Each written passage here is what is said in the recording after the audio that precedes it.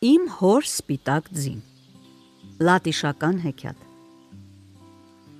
Հայրս մի սպիտակ ձի ուներ։ Մի օր հայրս ինձ ուղարկեց արտը վարելու։ Վարում,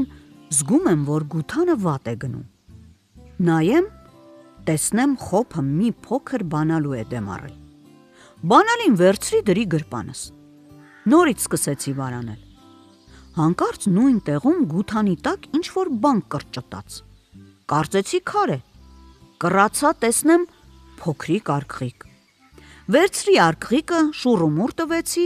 ու հանկարծ հիշեցի, որ գրպանումս բանալի կա։ Բանալին հանեցի գրպանիցս և արգղիկը բացել ուզեցի։ Բանալին զնգաց, կողպեքը բացվեց։ Ես էլ բարձրացրի արգղիկի կափարիչը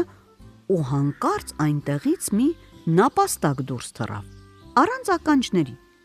իսկ արգղիկի մեջ մի ծալած թուղթ կար։ Թուղթը բացեցի ու կարդացի. «Ով առաջինը խոսի կամ ծիծաղի, նրա ականջները կպոկվեն, իսկ ես կարող եմ խոսել, իսկ ես կարող եմ ծիծաղել»։